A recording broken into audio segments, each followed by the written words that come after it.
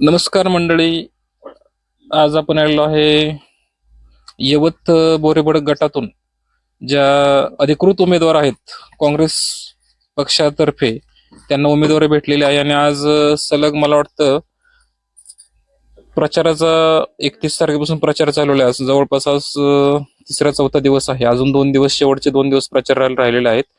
तर त्या निमित्ताने खास आपले जे उमेदवार आहेत काँग्रेसचे यवत बोरे श्रीमती सारिकाताई भुजबळ यांच्याशी आज आपण बातचीत करणार आहोत. चला. यवत बोरीबड गटातून गट क्रमांक 49 या गटातून काँग्रेस आय पक्षाच्या वतीने अधिकृत उमेदवार आहे.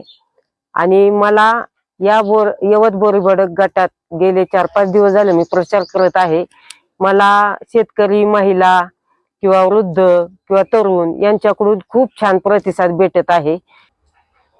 मराठा सेवा संघ यांनी माझ्यावर जिजाऊ ब्रिगेडची जी जबाबदारी दिली ती जबाबदारी म्हणजे ते तालुका अध्यक्ष पद आल्यानंतर मी पहिला मेळावा घेतला. मेळाव्याच्या माध्यमातून यवतमध्ये बचत गट आले. बचत गट 100-150 बचत गट झाले यवतमध्ये. तसे 4 CRP तिथे काम करत आहेत. ते झाल्यानंतर आपण स्थानिक लोकांनी आपल्या ताई आमच्यासाठी 15 दिवस झाले डीपी जाळलेली आहे. तर त्या डीपी आम्ही खूप प्रयत्न केले पण आम्हाला काय लाईट वगैरे आलेली नाही. अशा महिलांच्या तक्रारी यायला लागल्या बचत गट झाल्यानंतर. तर त्यानंतर आम्ही तिथं जाऊन धरणे आंदोलन केलं. तर संध्याकाळपर्यंत डीपी मिळून गेली महिलांना. ते झालं. होलेवाडीच्या येथील काल नवीन मोठा कालव्यावरती पूल तो मोडकळीस आला होता. ते एक उपोषण करून आम्ही तेवढं करून घेतलं. ते झालं की तिथला होलेवाडीचाच एक रस्ता होता, तो नादुरुस्त होता, डोंगरातून पलीकडे जाणारा होता. तर तो सिमेंट कॉन्क्रीटचा बनवून घेतला प्रशासनाला वेटीस धरून. होलेवाडीला नवीन खांबासकट डीपी टाकून दिली. अजून बोरियांदी येथे म्हणजे कमी दाबाने आम्हाला विद्युत पुरवठा होतोय अशा कंप्लेंट येत होत्या स्थानिक नागरिकांच्या. तर तिथं आपण म्हणजे दापोडी इथल्या औपय अभियंत्याशी बोलून म्हणजे तिथं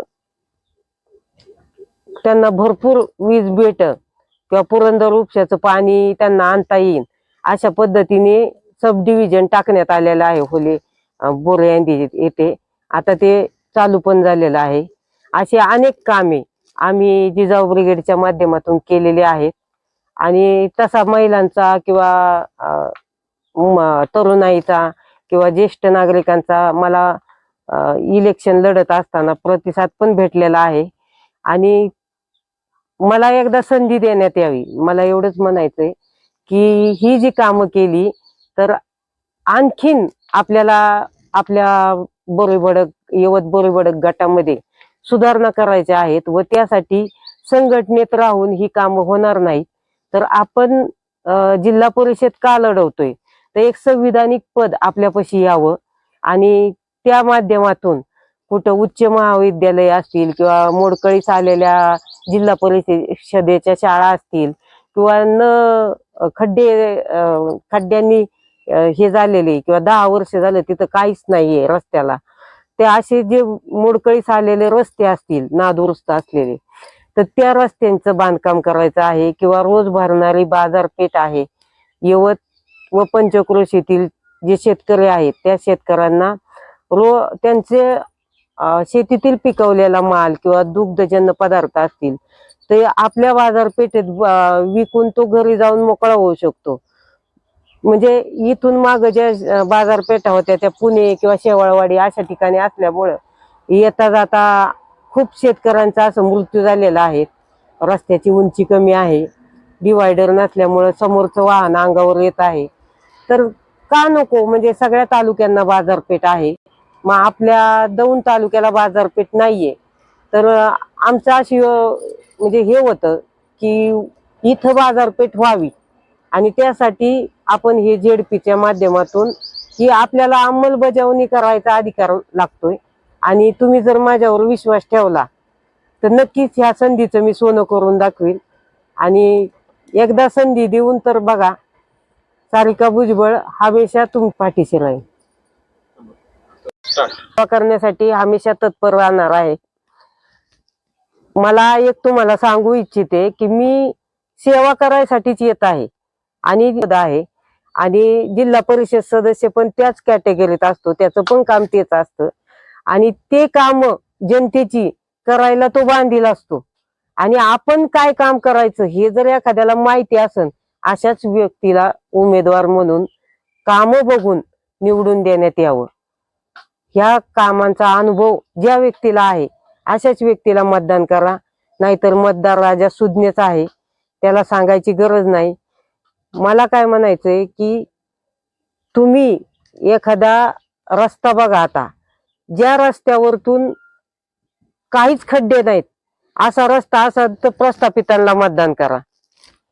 ज्या रस्त्यावर 1-2 खड्डे असतील तर दुसऱ्या प्रस्थापितांना म्हणजे घड्याळाला मतदान करा किंवा शिंदे गटांना मतदान करा.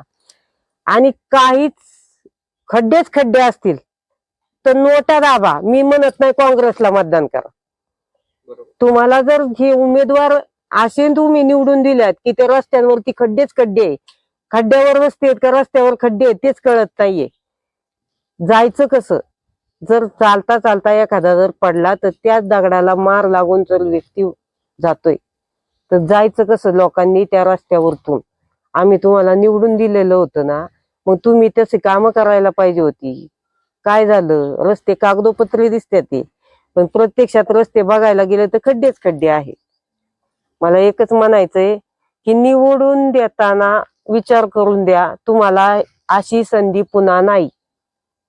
उमेदवारांना एकच आवाहन करते की विचार करून किंवा उमेदवाराची कामे बघून त्यांना निवडून द्या. येथे रयतेचे राजे, बहुजन प्रतिपालक छत्रपती शिवाजी महाराज यांचे भव्य स्वागत, हे सगळे जे आहेत हे अजेंडा आपला तयार आहे आणि ह्याला खरे उतरण्यासाठी मी आटोकाट प्रयत्न करेल. तुम्ही जर माझ्यावर विश्वास ठेवताय तर मी त्याला तडा जाऊन देणार नाही. धन्यवाद.